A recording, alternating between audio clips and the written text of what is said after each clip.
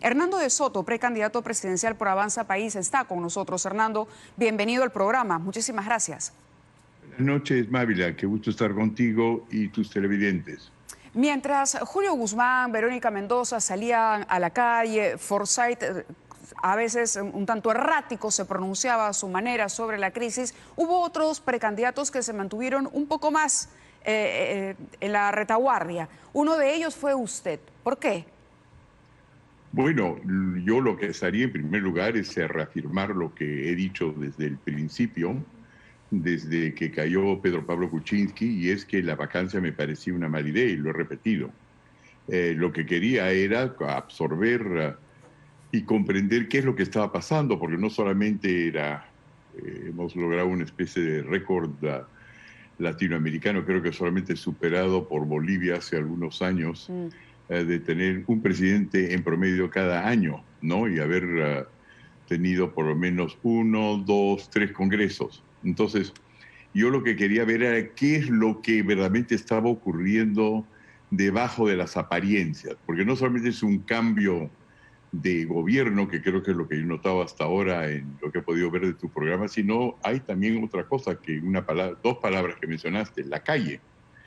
La calle se ha agitado tremendamente, ha habido 2 lamentables muertes. ¿Esperaba que sucediera así? Porque también es importante saber si los candidatos, eventuales candidatos a la presidencia, entienden a esas voces. Por eso le decía yo, hubo líderes políticos que participaron de esto, encabezando las marchas en la calle, y hubo otros que se mantuvieron más bien a cierta distancia de lo que ocurría. Por eso le preguntaba, ¿también fue una sorpresa para usted esta expresión popular de rechazo a Manuel Merino? No, bueno, lo de rechazo a Manuel Merino era muy difícil prever porque solamente quedó en el poder 3 días, entonces no hay manera de prever eso, salvo que sea el día anterior.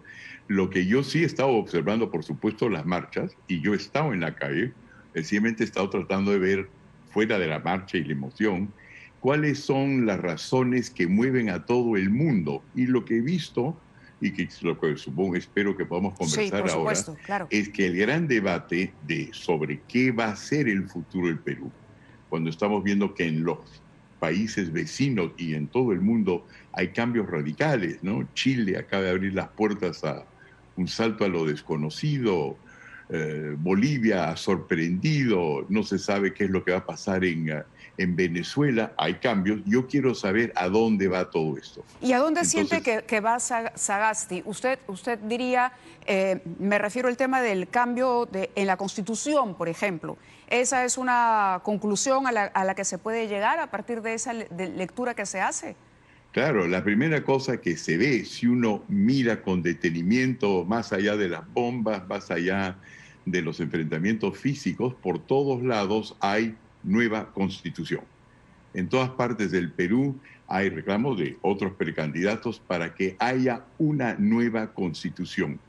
Lo que eso dice es que la gente quiere un cambio. Nadie quiere ya quedarse en donde estamos con el coronavirus, ya nada del pasado ha logrado verdaderamente ser reivindicado. Entonces la idea es cómo cambiamos todo. Y lo que yo veo es que la Constitución no es otra cosa que un pedido para que se acabe la injusticia que se estaba viendo anteriormente. Cuando tú y yo hemos conversado, Mávila, de lo que está ocurriendo en el Perú y otros países, lo que hemos visto es que el coronavirus, lo único que ha hecho, o unas cosas principales que ha hecho en el área económica y social, es acelerar esta distancia entre 2 clases de peruanos, 2 clases de chilenos, 2 clases de bolivianos, 2 clases de árabes, los que tienen más y los que tienen menos. Y los que tienen menos han sido aquellos que están en el sector informal, lo que probablemente alguien de izquierda llamaría sencillamente los pobres explotados por el capitalismo.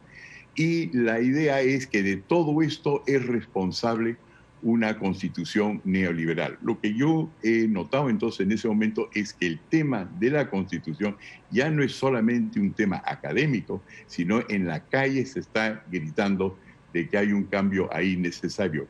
Sí, Y yo quiero ahora sí... sin embargo, a ver, la juramentación, el inicio del señor Sagasti más bien ha causado una buena impresión. ¿Usted comparte esa lectura de que Sagasti es la persona idónea para el tránsito que le toca ahora emprender? Yo creo que Francisco Sagasti es el hombre para el momento. Ha revelado, nadie sabía cómo uno va a actuar cuando es presidente o jefe de Estado, pero evidentemente las palabras que él ha dicho, diciendo que quiere buscar tranquilidad, que quiere escuchar a la gente, que quiere gobernar con un amplio consenso y asegurar elecciones Transparentes. justas y transparentes, es exactamente el mensaje que hay que dar, y por eso yo me siento tranquilizado de que vamos a estar efectivamente bien resguardados con un hombre que es transparente, que es sincero, hasta que llegue el 28 de julio de año 2021. Eso sí me parece bien. Lo que me parece importante ahora es que es obvio que la campaña va a ir por el lado de que después de todo esto tiene que haber un cambio radical. Y la respuesta en todo el mundo es que hay cambios radicales. Y van desde los Estados Unidos hasta Francia. Y la pregunta entonces en el Perú es, ¿cuál es ese cambio radical?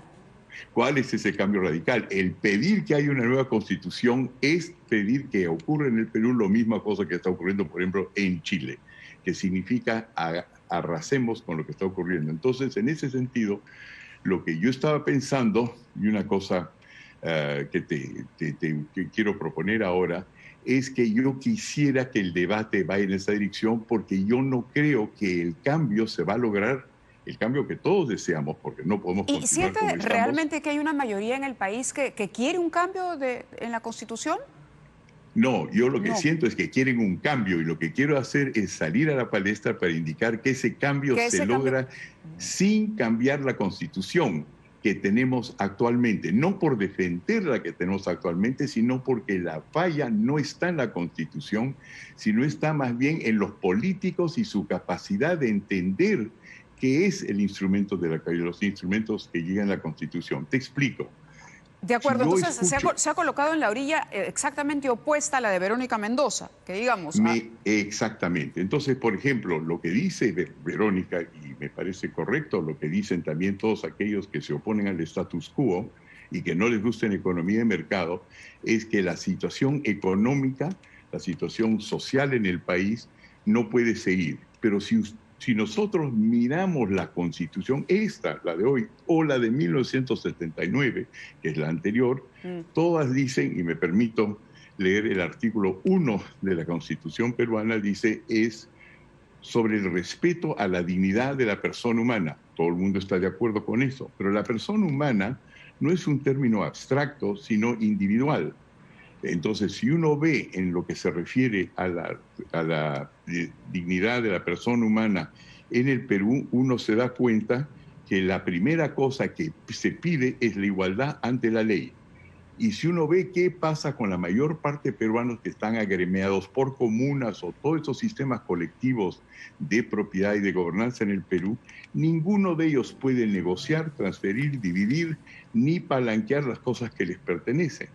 Si uno dice que el Estado y todos ellos tienen libertad de la información y se da cuenta que hay un sector informal que no está informado, ni siquiera sabemos a quién le llegan las bonificaciones, dónde están los más pobres, quiénes han sido los que han recibido mayor muerte por el coronavirus, nos damos cuenta que la información no es igual para todos. De acuerdo.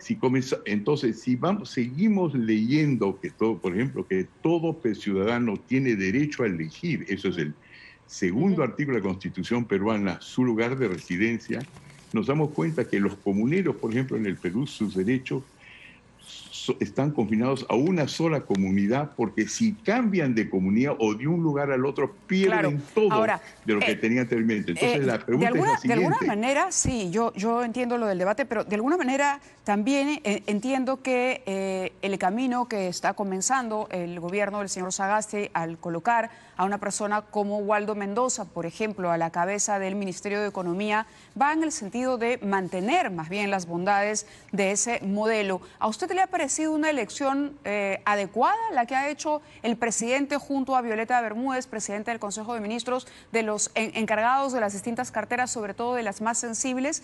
¿Cuál es su evaluación en general sobre este gabinete y en particular, por ejemplo, sobre el ministro de Economía?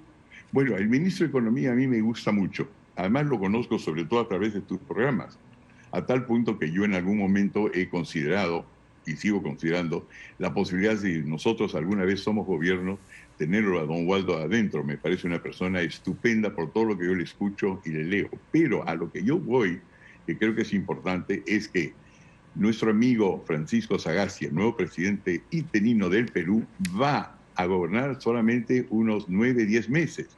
La pregunta es, ¿quién vamos a elegir a partir de entonces por los próximos 5 años? Porque transformaciones ahora no van a haber ni grandes ni significativas, porque no es posible hacer eso con un periodo tan corto.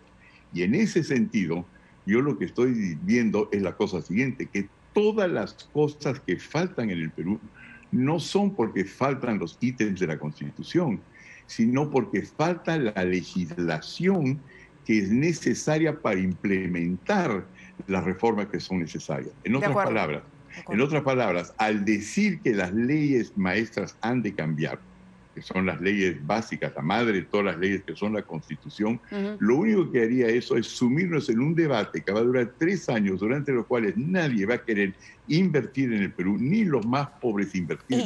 ¿Y usted siente que ese es un peligro latente, real? Yo creo que una merece... opción como la de Verónica Mendoza, por ejemplo, capitalice la crisis que hemos vivido y encuentre un mayor protagonismo en las preferencias de cara a la campaña.